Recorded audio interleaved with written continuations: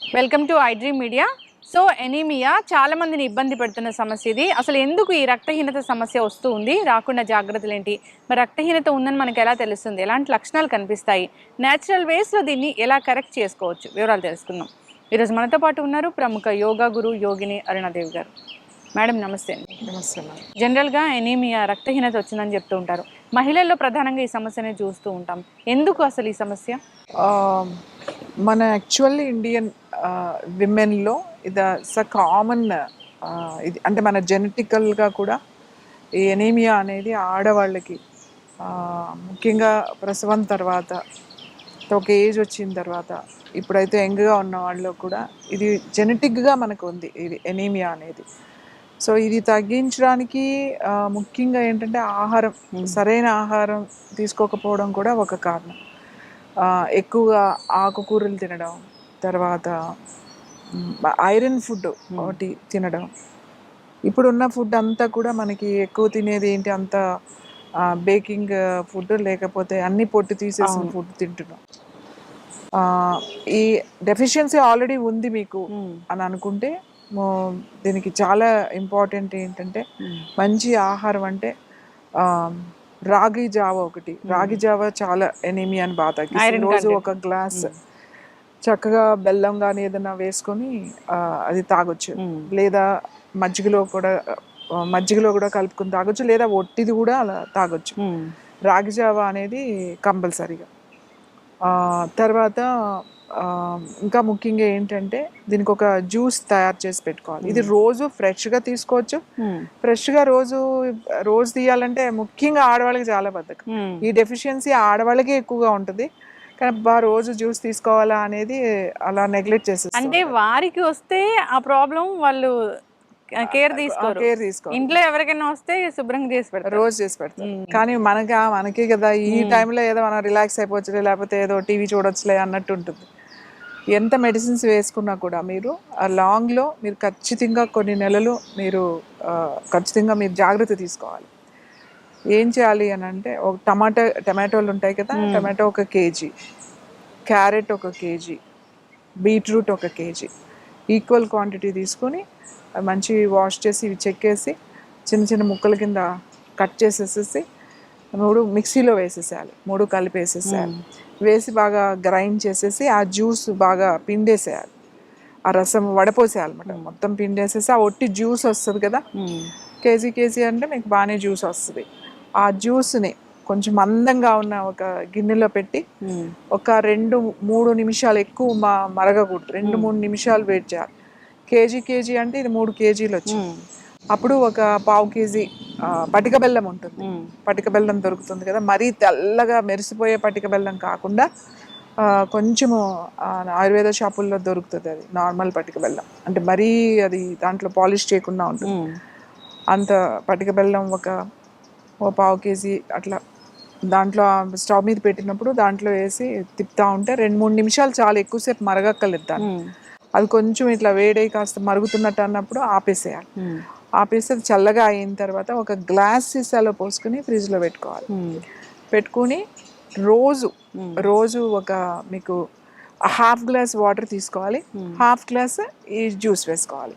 సగం ఉండాలన్నమాట. మీరు తీసుకుని ఒక చిన్న గ్లాస్ జ్యూస్ తీసుకుంటే 1/2 వాటర్ కలపండి, 1/2 ఈ జ్యూస్ కలపండి. ప్రతిరోజు తాగండి. ప్రొద్దున్నే తాగితే బాగా ఎనిమిది ఉంటే మార్నింగే తాగేసేయండి, లేదంటే ఈవినింగ్ తాగొచ్చు, లేకపోతే ఆఫ్టర్నూన్ తాగొచ్చు. రోజు ఒక గ్లాస్ ఈ జ్యూస్ కనుక తాగితే మీకు హెమోగ్లోబిన్ బాగా ఇంప్రూవ్ అవుతుంది, మీకు ఎనీమియా కూడా తగ్గుతుంది. బట్ ఏదో 1-2 సార్లు కాకుండా, నేను ఇది ఎందుకు చెప్పానంటే కనీసం వారానికి ఒకసారి చేసి పెట్టేసుకుంటే మీకు వారం రోజులు వస్తుంది కదా, తర్వాత మళ్ళీ అది అయిపోయిన తర్వాత మళ్ళీ చేసి పెట్టుకోండి. ఒకసారి అయిపోతుంది, మీకు కూడా ఈజీగా కలుపుకుని తాగేయడానికి ఈజీగా ఉంటుంది. అందరూ వర్కింగ్ కదా, ఇప్పుడు తక్కువ టైం పడుతుందని నేను ఇది చెప్తున్నాను. ఈ జ్యూస్ చాలా చాలా బాగుంటుంది. ఐరన్ రోజు కంపల్సరీగా ఏదైనా ఒక ఆకుకూర తినాలి, ముఖ్యంగా తోటకూర, గోంగూర, ఇవి అన్నీ కూడా మంచి. ఆకుకూర ఏదైనా పెట్టుకోవాలి మనం, ప్రత్యేకించి ఒక ఆకుకూర మీ ఆహారంలో ఉండేటట్టుగా చూసుకోవాలి. తర్వాత ఇంకొకటి, అంటే ఇప్పుడు ఎవరు చేయట్లేదు కానీ మా చిన్నప్పుడు ఐరన్ ఇలా తక్కువ ఉంటే ఏం చేసేవాళ్ళు అంటే మజ్జిగ చేస్తారు కదా, అప్పుడంతా కవ్వంతోనే మజ్జిగ చేసేవాళ్ళు కదా, మజ్జిగ చేసిన తర్వాత ఆ వెన్న తీస్తారు, మజ్జిగ ఉంటుంది కదా, వెన్న తీసేసిన తర్వాత మజ్జిగ చేసి పెట్టేవాళ్ళు. అది మామూలుగా అన్నంలో తినేవాళ్ళు, తాగేవాళ్ళు. ఆ మజ్జిగలో ఇనప అట్ల కాడలు ఉండేవి. ఆ, ఇనప ఇది తెలుసు కదా మీకు, అవును. దోశలు అయ్యి ఇప్పుడు స్టీల్ వచ్చినాయి, తర్వాత చెక్క వచ్చినాయి అనుకోండి, నాన్ స్టిక్ వచ్చిన తర్వాత అప్పుడు ఆ ఇనపవే ఉండేవి. ఆ ఇనపవే ఉండేవి, వేపుళ్ళకి అది అవి వాడేవాళ్ళు.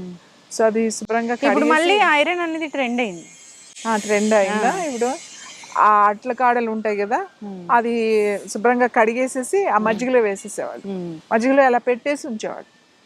పెట్టేసి ఉంచి అలా 4-5 గంటలు అలా వదిలేసేవాళ్ళు. పొద్దున్నే చేసి పెట్టేశారు అనుకోండి, మధ్యాహ్నానికి మంచిగా అది అలానే ఉంచేవాళ్ళు. ఆ మజ్జిగ అయిపోయే వరకు అట్లకాడ అలా పెట్టేవాళ్ళు. ఎందుకు ఇందులో పెడతారు, మా నాయనమ్మని అడిగిదాను, ఎందుకు అందులో వేస్తారు ఇదనంటే ఐరన్ బాగా వస్తుంది అంటే, అప్పుడు చిన్నప్పుడు నవ్వుకునేవాళ్ళు, ఐరన్ వేస్తే ఐరన్ ఎట్లా వస్తుంది అని చెప్పేసి. సో దాంట్లో ఆ మజ్జిగ తాగేవాళ్ళు. ఆ మజ్జిగ తాగితే మంచి తొందరగా ఐరన్ ఇంప్రూవ్ అవుతుంది. ఓకే. సో ఆ ఐరన్ అంటే మళ్ళీ మజ్జిగ లేవు, అలాంటి ఏమీ లేకుండా మనం రెగ్యులర్గా యూజ్ చేసేది నీట్గా ఉంటుంది చూడండి, అవును. అది మజ్జిగలో కనుక వేసి పెట్టేసి పొద్దున్నే మధ్యాహ్నానికి చాలా ఉంటుంది. మధ్యాహ్నం సాయంకాలం మీరు అది తీసుకుంటే ఐరన్ బాగా, ఇది యాక్చువల్ చాలా ఈజీ అండ్ చాలా సింపుల్ ఇది రెమెడీ ఇది. అప్పుడు అందరిళ్ళలో మజ్జిగ ఉండేది, అందరూ మజ్జిగ తాగేవాళ్ళు కాబట్టి, మజ్జిగ వేసుకునేవాళ్ళు కాబట్టి అది బాగా పనిచేస్తుంది. ఇప్పుడు మజ్జిగ లేవు, ఐరన్ లేదు. ఇప్పుడు తింటే పెరుగు తింటారు, లేకపోతే అసలు తినని వాళ్ళే ఎక్కువైపోయారు. ఇప్పుడు మిల్క్ ప్రొడక్ట్స్ వాడకూడదు, పెరుగు తినకూడదు. మళ్ళీ పెరుగు తినాలంటే పెరుగులో ఏం క్యాలరీస్ ఉన్నాయి, తింటే ఏం జరుగుతుంది, ఎంత వెయిట్ పెరుగుతాము, ఇలా toned milk, skimmed milk, whole milk, ఇలా రకరకాల మిల్క్లు. అదే చెప్తున్నాను కదా, ఎంత సింపుల్ గా ఉండే లైఫ్ ని మనం ఎంత ప్రాబ్లమాటిక్ చేసుకుంటున్నాము అనేది. నిజంగా ప్రాబ్లమాటిక్ గానే చేసుకుంటున్నాం అన్నీ కూడా. అంటే ఒక చిన్నగా మనం ఒక డిసిప్లిన్ లోకి వచ్చేస్తే ఈ బాధ అంతా ఉండదు. సో ఈ ఆకుకూరలు తినటం ఒకటి, ఈ వెజ్ జ్యూస్, నేను చెప్పిన వెజ్ జ్యూస్ ఒకటి బాగా వస్తుంది. అలాగే ఈ మజ్జిగలో ఇది వేసుకుని తాగడం ఒకటి. ఇది చాలా తొందరగా, రాగి విమెన్కి చాలా బెస్ట్ ఫుడ్ రాగులు అని చెప్తామన్నమాట. మీరు రాగి రొట్టె చేసుకోవచ్చు, రాగి పిండితో దోశలు వేసుకోవచ్చు, లేదా డైరెక్ట్గా రాగి జావే ఒక గ్లాస్ తాగొచ్చు. తొందరగా ఈ ఐరన్ డెఫిషియన్సీ తగ్గుతుంది. అలాగే ఎనిమియా అనేది బాగా తగ్గుతుంది. అయితే ఈ విమెన్ కి ఎలాంటి లక్షణాలు కనిపిస్తాయి జనరల్ గా ఇలాంటి ఎనిమియా? బాగా నీరసం, బాగా ఎనిమిక్ గా ఉన్న వాళ్ళు ఎంత నీరస పడిపోతారంటే పని చేయలేరు, దేనికి ఓపిక ఉండదు. ఇంకా ఇంకా ఏంటి అంటే జుట్టు రాలిపోతూ ఉంటుంది బాగా. పీరియడ్స్ లో ఏమైనా తేడా తెలుస్తుందా? పీరియడ్స్ లో కూడా బాగా ఎనిమిక్ ఉన్నప్పుడు, ఆల్రెడీ ఎనిమిక్ గా ఉన్నారు, బ్లడ్ లేదు, కొంచెం ఎక్కువ బ్లీడింగ్ అయ్యే వాళ్ళు, చాలా ఎక్కువ బ్లీడింగ్ అయ్యే వాళ్ళు కూడా ఇది ఎనిమియా అనేది ఎప్పుడూ ఉంటుంది వాళ్ళకి. ఎందుకంటే ఎవ్రీ మంత్ పీరియడ్ లో ఎక్కువ లాస్ అయిపోతూ ఉంటుంది. నార్మల్గా అయ్యే వాళ్ళకి ఇదేం పెద్ద ప్రాబ్లం ఏం కాదు.